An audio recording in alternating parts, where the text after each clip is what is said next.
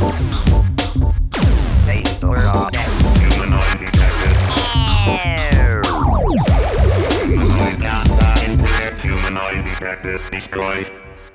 guys, welcome back to Game On. It's a Wednesday as usual, so I hope you've had a good week so far. Today I'm going to be talking about The Witcher 3. So it's been out about a month now, which is enough time for me to get stuck into it and give you guys a decent review. So we've got Abbey in the studio with us today, who is playing The Witcher for the first time. It's going to be a bumpy ride with that one, I think. So basically, a quick overview of The Witcher. As you know, there's been two more in the series, The Witcher 1 and The Witcher 2 Assassin of Kings, which was out on the 360. Both absolutely awesome games. How does the third one compare? Well, we'll find out by the end of this review. So I haven't actually played any of these games, as we've already established. So I'm completely clueless as to what the plot is and what's happened. So do you want to fill me in so I know what I'm doing? Yeah, I mean, from the perspective of jumping in on the third game, it might be a little confusing because a lot of stuff happens in the second one. But apart from that, there's a lot of new characters and stuff that I've kind of added in as well. So it's not a bad jumping in point. But the story basically, it revolves around Geralt of Rivia, the white-haired guy. He's a bit gruff and a bit grumpy, but he's a really, really interesting main character. And basically the bulk of this story in this game revolves around him searching for his adopted daughter called Ciri.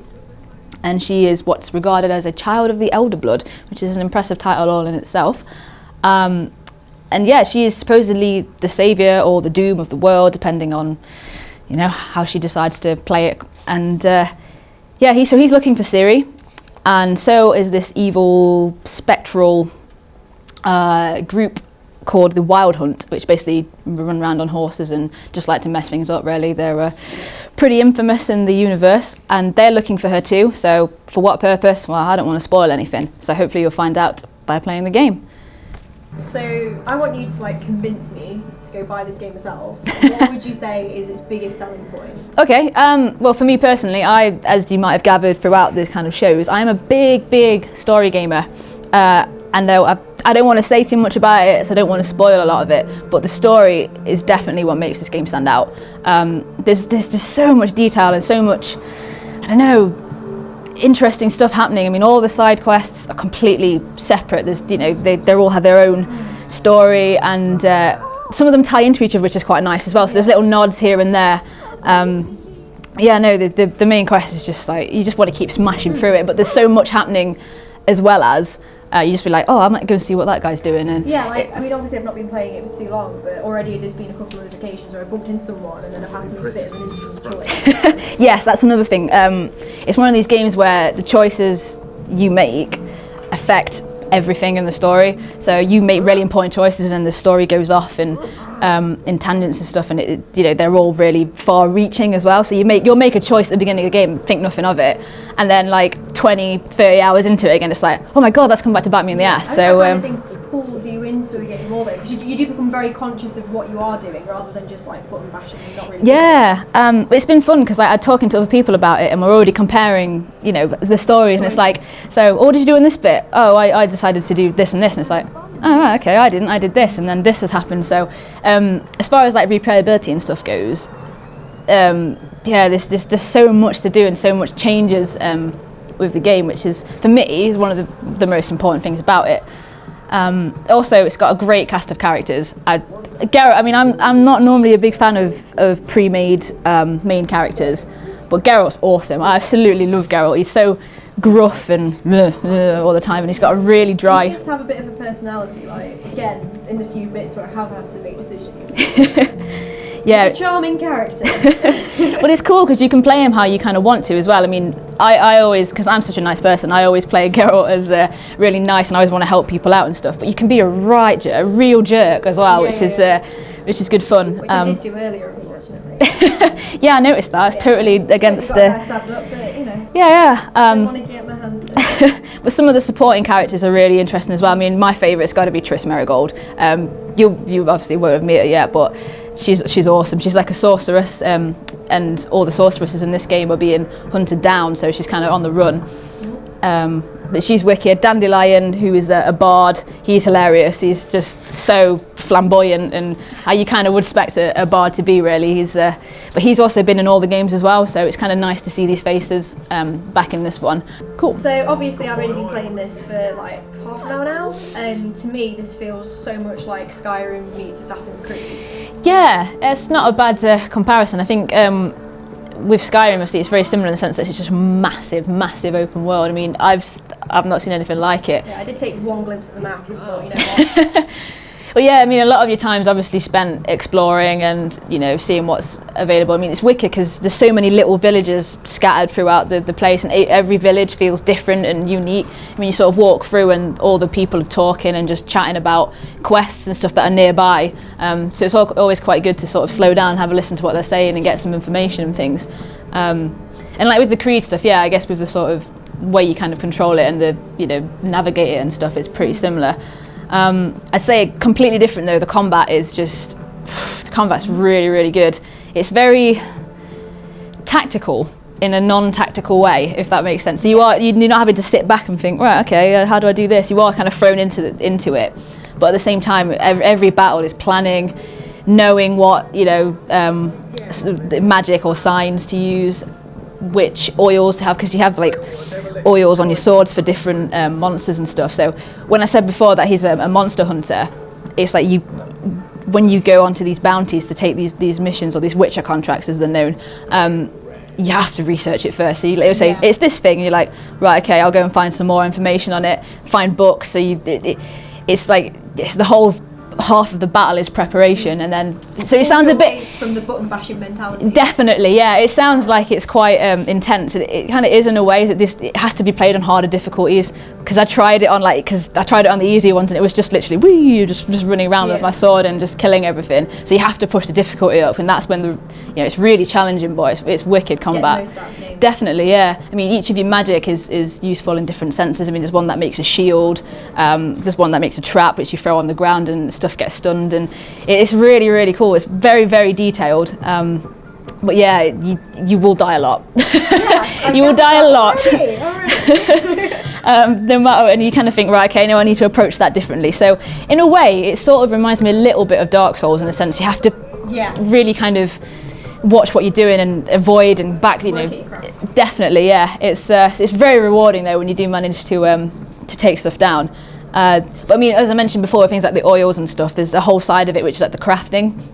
So when you're exploring, you find herbs and stuff like that, which you have to pick up, and then you turn. I did actually find some herbs. Yeah, you got stuck behind them. So you sort of turn them into oils and into like potions and stuff, which you can use in combat or outside of combat. It's really, really detailed, but so it seems a little like overwhelming at first. I think when you sort of step into it, you're like, oh my god, it's a bit crazy. But once you start like, you know, getting your technique down and stuff, it's. You actually feel like a monster hunter this time, rather than the second one. I think was kind of lacking on that a bit. Whereas with this, it's sort of it's really, really good.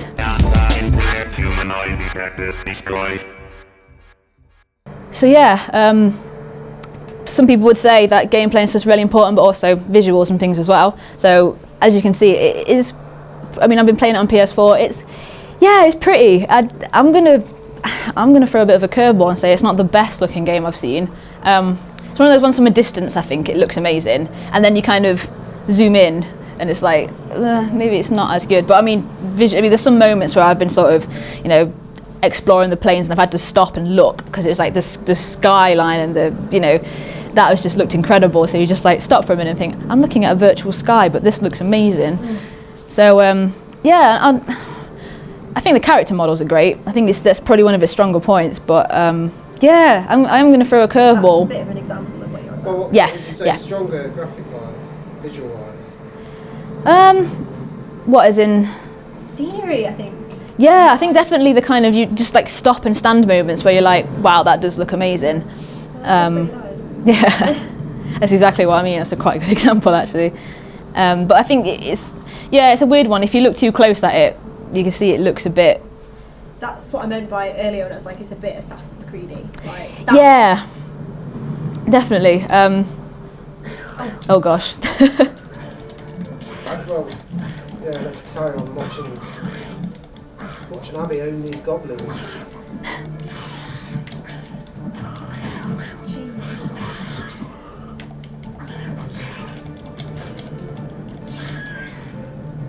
Wow, you did it. Woohoo! Go Abbey. So, as a fellow sound geek, talk to me a bit about the sound design. Spot on, absolutely spot on. There's one thing I'm very critical for. Visuals can kind of jog on, I'm not too bothered about how pretty it looks. For me, it's all about audio. Just simple things like, you know, does it sound the same, does it sound different when you're kind of running on different surfaces? Just little things like that. But yes, it does, it's spot on. It's the dialogue as well, the voice acting, and everybody in it is just really, really good. There's not a character who pops up and I think, there we go, it's duff, you know, I don't believe it. But yeah, the audio design, the narrative, the voice over work, great. Soundtrack's really good as well. It's very medievally without sounding too annoyingly medieval. Yeah. The combat music's just intense once it gets going. It gets you proper pumped. So you kind of stood there waiting for this massive griffin to attack with this like chanting kind of sort of track behind you. And it's just, yeah, it really, really suits the feel of the game, and it definitely enhances it. Yeah, and the soundtrack, you get that with every version of the game as well, and I definitely recommend putting that on your computer and listening to it while you're studying or something. It'll just get you pumped up, or I don't know, at the gym or something. For studying. There's actually a scene in it as well, without doing too many spoilers, where you're in a tavern and a bard just sings this song, and it's like I had to go back and listen to that bit again because it was just like this whole song was just so moving, and I was like, I don't know if this is really, really kind of lame that I'm just sat like having to listen to this scene again just because this song's really good. But yeah, I had to download that onto my iPod because it was awesome. Kind of, yeah, it was a bit sad really, but that scene was just like really, really good. So I think obviously one of the main important things to discuss is a game worth its price tag? Because obviously games nowadays are quite pricey, and I think The Witcher 3 is probably one of the only games I've played that I felt justified the price it was asking for. It's one of the meatiest games I've played in a very long time. You'll be at this for hours, days, weeks. It's just content after content. I mean, as I said, with it being open world, you just explore and quests are popping up all the time. There's always new stuff to be doing, but it doesn't feel kind of overwhelming, so you can kind of go at it at a steady pace and still definitely get your money's worth out of it. I mean, there's different types of quests too, so you've got which are called your Witcher contracts, which I mentioned earlier, which is like monster hunting, so they always have a really cool story around it, and you'll have to track a monster, find out what it is, kill it kind of thing, or not kill it if that's how you decide to play it. There's like bar brawls as well, where you can just start fighting everyone you want to and try and win some money that way. Horse races, not my favourite, but you know, they're good to pass the time. And the best aspect of this game ever is the mini game Gwent, the card game. Oh my god, I've spent hours on Gwent. It's so not. I mean, I think the last time I was ever hooked on something like this was Triple Triad on Final Fantasy VIII, and you kind of start off, and I played the first game of it. It's basically like a tactical card game, and I had no idea what I was doing. I was just like, put that card there, we'll just figure it out. But then as soon as you start to develop it more and you get more and more into it, it's just amazing. I could spend hours just on Gwent, just playing people at that. It's just... So it's worth it, and just that? Yeah, definitely. You'll get a good 10-20 hours out of Gwent, you know, alone, and then think about another... Then I'll think about, you know... 200 hours on the on the game itself. But yeah, another cool feature that Project Red, who are the developers, decided to do for it was release 2 bits of DLC every week for free, so you don't have to pay for it. And it's extra contracts, extra missions, some kind of stylized things, so you can get different outfits for people and stuff, which normally, as we discussed on our DLC one earlier, that developers make you pay for it. Yeah. Which is really cool how they're like, yeah, have all this stuff for free. So yeah, there's an extra 16 bits of DLC to keep you going with it, which is cool. And then there's obviously a couple of planned expansions coming out, which should add another 20 hours worth of gameplay onto it. So yeah, if you're thinking of forking out 50 quid for this, I think you'll get your money's worth easy. Yeah. If this is just sort of game, you know, where you just want to get lost in a world, explore, have a good story, you play it through a few times differently, hands down, this is the one. It's a big competitor for my game of the year, but then again, Fallout's coming out as well.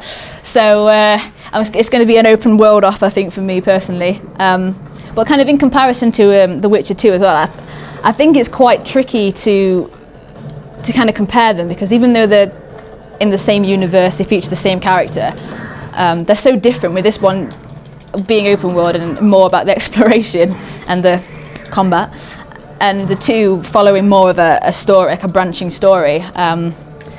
Yeah, I think it's tricky to say which is better, or if it's improved upon. I mean, it's improved upon, but I wouldn't like to kind of compare them really, because I see them as being two completely different things, which might be a bit interesting to some people. But yeah, I mean, as far as you've got a spare 200 hours, you know, for a couple of weeks, then I'd definitely say pick this game up, because it's so good. It's one of the most detailed as well. Like, everything about it is it just screams kind of, you know, they want the fans to be, it's something they're passionate about, and you know, they want to put that level of love into this game. Because even things like books, you pick the books up and the books are dead detailed, and you just, yeah, I don't know, I just remember just starting this game off and thinking, wow, this is something else entirely. I've not played anything like this for a long time.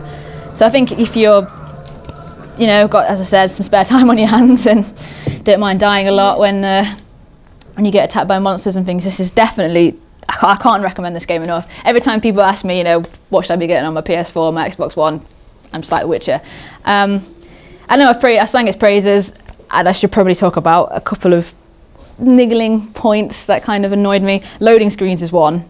They are quite intense, but I think because the world's so big and there's not any like kind of rendering and stuff when you, well, you know, when you're sort of playing it, that you can kind of forgive the intense loading screens. It's just a bit of a pain sometimes, obviously, when you keep dying to monsters and you're having to reload it and stuff again.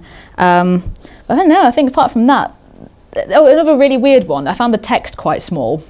Yeah. I know that's odd, but like when I'm sort of having to lean forward in my seat and like to just sort of read things, that it was a bit, you know, a bit annoying sometimes. But yeah, apart from that, I mean, yeah, get this game. Just don't even listen to me anymore. Just get out and just buy it. Definitely, it's a definite.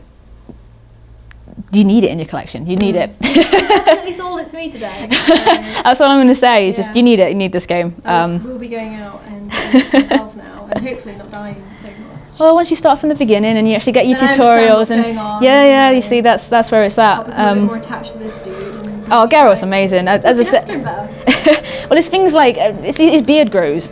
I mean, you start off, you shave your beard off, and then it grows into like this massive face fuzz. And as a woman not being able to grow a beard, that's quite This is it. And then some guy told me I had to shave it off at one point, and I got really offended because he asked me to shave my beard. I was like, do you know how long I've spent growing this? It's like I spent days in game. Like 2 days growing Days in game growing this beard. But it's just little things like that. I mean, the day cycles are really, really good. I mean, yeah, the weather is what I've been that's another changing. Thing. And the sound design for the weather's wicked as well. You've not seen the storms yet. The storms are awesome, and the proper rain's just pelting and lightning. Hold on to my socks there's nothing like being in a boat, sailing across the ocean, and it just being stormy, and you're like, oh my god, just seen fork lightning and kicks in. yeah, exactly, and you just stood there on your kind of boat fighting harpies and things. So yeah, I mean, the characters and the sort of creature design and things are just like crazy. Everyone's different, and you have to approach everything differently. As I said before, with the combat, with it being so strategic,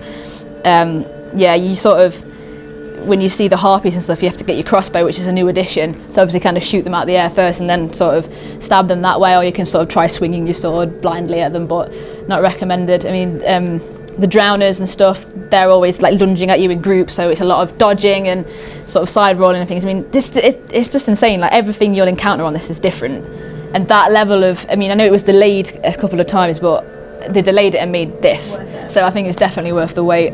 As you can tell, I'm quite a fan. I'm just, you know, I could talk about this for days and just be like, do this, and it does this, and it does this, but definitely it's, yes, I'd even buy it at full price. It's that, I wouldn't say that about a lot of games these days, because there's not a lot of content in them, but yeah, first time I've ever thought I'd pay 50 quid for this happily. Yeah. But, so obviously I could talk about The Witcher for days, but you should be out buying this and playing it for yourself. Definitely, it's on PS4, Xbox One, PC as well. If you want it to look stunning, obviously get it on PC. Not that I'm slating consoles, but yeah. So don't forget to check out our social media links, all in the description below, and we'll have a video out next Wednesday too. So thanks for watching, guys. Thank you, Abbey, for joining me and entertaining me as you die repeatedly on the Witcher. But so yeah, see you guys next week. Hey. Nice.